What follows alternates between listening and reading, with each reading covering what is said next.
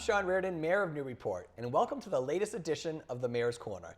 I believe this is episode number 52, and I'm only figuring that out because we did every week last year except for 2, right? So that's 50, and we did one last week, so I think this is at number 52. So we're still rolling, we're still enjoying these, and I think it's a great way to get information out to you each and every week. So what's going on in Newburyport right now? We had our first city council meeting this week that I thought went really well, kind of setting the stage for what we're going to bring to them in the coming weeks. Like I said, I think these first 2 months of the year are going to be critical in some of these big initiatives that we're trying to bring to City Hall. So let's talk about a few of them, right? So first of all, I want to congratulate President Heather Shan from Ward 3. She was re-elected as City Council President, so I'm excited to work with President Shan for another year. They also set their new committees, right? And they've changed their committees a little bit, so now they only have 6 committees. I think they've combined a couple. They wanted to kind of take away from some of, again, the City Council has to go to a lot of meetings throughout the week, just like we do here at City Hall. But they were trying to simplify that a little bit. So congratulations to all the chairs of those committees. I'll be excited to work with you. And I do think, what they did was very worthwhile, and it's going to help them with their work moving forward, which again is a lot. And again, it's a why. If you're thinking about running for office, all the city council positions are up this year, right? As well as 3 school committee positions. So, it's January now. You have a lot of time to think about it.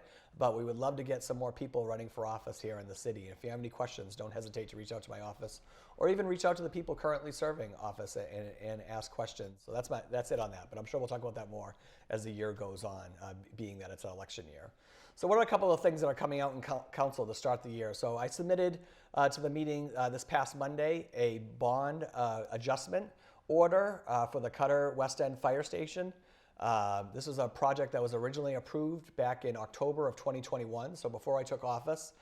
Really vital program. I think the West End Fire Station out there was originally built, I believe, in 1972. So my grandfather was the chief back then, and it really was designed to help service that part of town, right? Because it is a little bit separated from where our fire station was, which was down Market Square, and now it is on Greenleaf Street. So it's just, when it's a public safety issue, when you're talking about the safety of our residents, and then also on top of that, because it's in such need of repair, the current fire station, it's about the safety of our firefighters as well. So I am still 100% behind this proposal, which is why I've submitted this bond readjustment into the council. And really what is, unfortunately, just over the time here, and again, we're just about at the point that we can release this to bid, which is why we're coming to the council right now for this adjustment, because costs have just gone up. As you know, everything around us as costs have gone up. So inflation, supply chain issues, they've all played into the fact that the price tag for this fire station has gone up by over $3 million. So it is a pretty sizable ask from the city council and from the citizens of Newburyport. But again, when you're talking about public safety, I can't think of a better use of funds that's going to keep our employees, our firefighters safe, and also the citizens of Newburyport. So that's going into, and that will get moved on to Budget and Finance, okay? So the first Budget and Finance subcommittee this year is Thursday. So this comes out on Thursday. So that night, Thursday night at 6 p.m., so that's January 12th, will be the first Budget and Finance meeting. And they're going to take that first meeting. In the first part, they're going to talk about the Cutter Fire Station.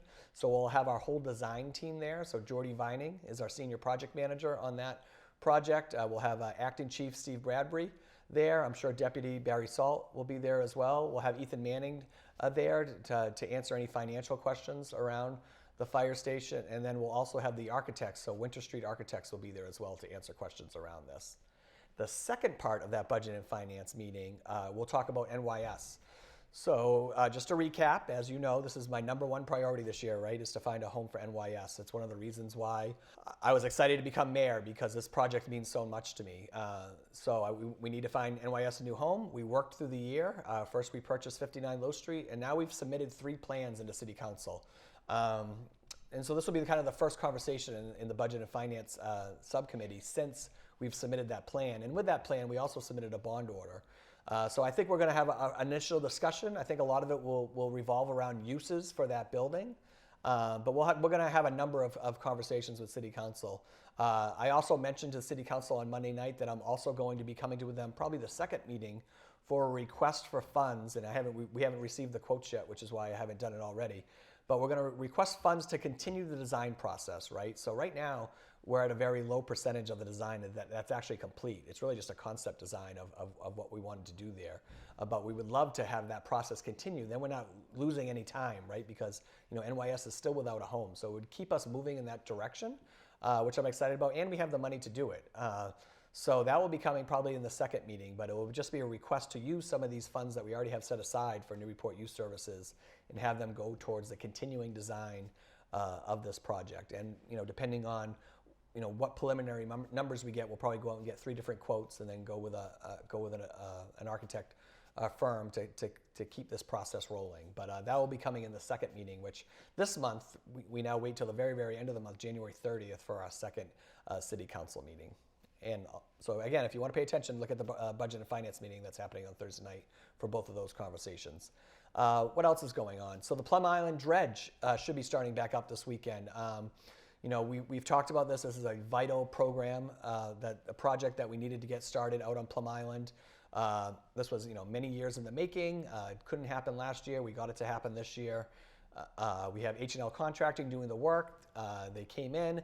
They really went quickly through the 9-foot channel, put about 10% of the sand that we're going to place at Reservation Terrace, and then production kind of stopped. So we're looking to get this project up and running again.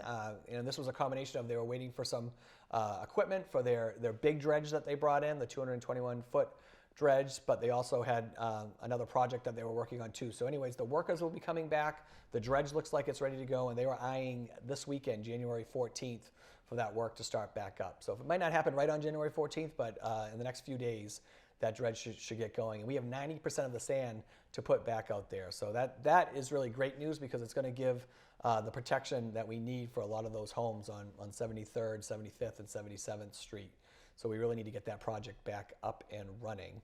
So that's our dredge update. And we also set an MRBA meeting, which is our Merrimack River Beach Alliance group that we meet, which is in coordination with Senator Tarr's office.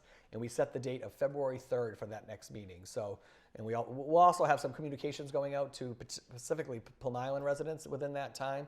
But then the MRBA meeting is set for February 3rd, and we can come in and talk really directly to the Corps at that point, Army Corps of Engineers, and ask questions concerning the dredge. But we're in a good spot. The contract has them here until March, end of March. So there's a lot of time left to finish this dredge, and like I said, hopefully they'll get it done long before that. What else is going on? Parks reorg plan. I talked about this. I'm excited that this is going to be coming back in. And I would say, like in order of operations this year, I want to get this bond request for the fire station approved, and then I want to get my parks reorg plan approved. So we're going to submit it for the next meeting. So like I said, January 30th. And so in between that time, these couple of weeks that we have, we're going to be sharing the draft of the plan with a lot of different stakeholders to get their feedback on it. What we've been doing these last 2 months with the Parks Reorg plan, because I did pull it, the City Council never voted on it, but we pulled it because we were getting a lot of feedback, all right? And we wanted to incorporate a lot of that feedback into the plan and make it even better. So, still a big part of the plan is moving the Parks Department and making it a separate division under DPS. Mostly for maintenance and mostly for efficiencies that's going to come from that. Again, sharing of equipment and manpower, and really being able to better service our parks across the city.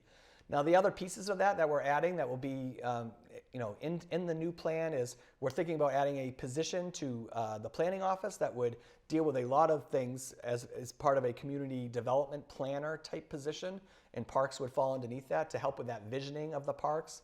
And where that visioning is coming from is from our Parks Commission. And for the last 2 months, Kim Turner, my Special Projects Manager, and a number of others have been working with the Parks Commission closely on what's that vision of our parks look like. And so they've compiled a document of a 10-year vision for our parks. And what's nice about that process too is that we've had a lot of people show up at Parks Commission meetings that never showed up before and be part of this process. And a lot of them were ones that had really hard questions about the Parks Reorg plan. So I think we've really moved in the right direction. Those are only 2 of the pieces that we're really talking about. I think the recreation piece is something too that we've talked quite a bit about. I think there's such an opportunity for adult recreation in the city that we never did before as well. Again, I think there was a hiking club and maybe one other thing that was there, but I think there's so much more we could be doing with that. And so then working with Newburyport Youth Services and what we're already doing in recreation for our youth, how do we do that together, or is there a way to do that together? So that'll all be really explained well in the plan, and so we'll take those next couple weeks, talk to city councilors, talk to stakeholders. There's also that third piece that we haven't talked about, is that Port Parks Alliance, which is kind of our Friends of group that will be like that volunteer and fundraising wing of the parks that won't be connected to the city. That will be a citizen-run group, and then any kind of donations or volunteer work would come out through them, and then any donations coming into the city would go through the proper channels and be approved by city council. So all kind of things that really weren't in place before, but really will make us a better organization for our parks moving forward. So that's coming back, and I'm really excited about that. And again, that will happen at the last meeting. And then I'll work with the new Community Services Chair, Councillor McCauley from Ward 5, about what that process will look like, that public process to get that plan submitted to City Council, have a public process to view it and comment on it, and then how does the City Council going to vote on that? So excited for that. So end of January and into February, we'll get that Parks Reorg plan go. And this is also important too as we get ready for budget season, right? Because we want all these decisions made, because once we present the budget to the City Council, we're planning on putting parks underneath DPS, so this will help us move in that direction. And then I think we'll be better to show in that budget process really the benefits right away about making this move from parks to DPS. Speaking of parks and DPS, so our DPS director search officially launched last week. We had it posted. Again, we're working with the Collins Center out of UMass Boston, who's helping us with that. We're actually also competing for a director as well, because Amesbury and Salisbury are both looking for DPS directors. And there's a couple other communities like Natick who are also looking right now. It's a weird time of year to be looking for a DPS director, which is why we've waited until January, because most DPS directors are really entrenched in their winter planning right now, and then there's snow and ice plans. And so, like I said, we haven't been hit by a lot of storms yet, but it would be tough to try to pull somebody into this job when we already have the plan in place. And also, we're very lucky that our acting director, Jamie Tuckalo, is such a professional and has done such a great job, picking up where the past director left off, and really just taking us another step forward with our DPS department. I mean, I couldn't say enough great things about all the work our DPS crew has been doing the last few months, but really my first year in office, they've just been top notch. State Street and Middle Street gas lines are working on. You'll see the no parking signs up there. Again, hopefully, weather permitting, this work will be quick. They're just going to be on the left-hand side of the street once they start working, going up towards the light at State Street. So we're just going to lose some parking spaces on State Street, and it's going to be one lane of traffic for a few months. But the idea is get this done, get them out of here by April, and we'll get ready for the spring here in Newburyport and outdoor dining and all that stuff. Finally, the State of the City is coming up January 25th. I'm going to remind you every week. We're excited about it. We have some great guests coming. It's going to be a fun night. We're also going to have our first annual Onward Forward Public and Community Service Awards. Finally, I'm going to do play-by-play at the basketball game on Friday night with my dad again. 96.3, 6:30. If you want to listen to the game, we're playing North Reading, Newburyport boys. But there's also an event happening this weekend, or it's an open house it's not this weekend, it's January 18th. And it's Catch Open House, and Catch stands for Children and Teen Help Center. It's at 110 Haverhill Street in Amesbury. And it's Suite 405, I believe, and that's happening at 5:30, but that's the Link House, the Catch Center, and I don't know, it's going to be great for kids in the area. So if you're in the area and you want to learn more about it, you can check out the Link House, and they'll give you some more information, but it's the Catch Children and Teen Center for Help, Catch. All right, and that's it. I'm running out of time, so have a great weekend. Stay warm, and I hope to see you next time on the Mayor's Corner.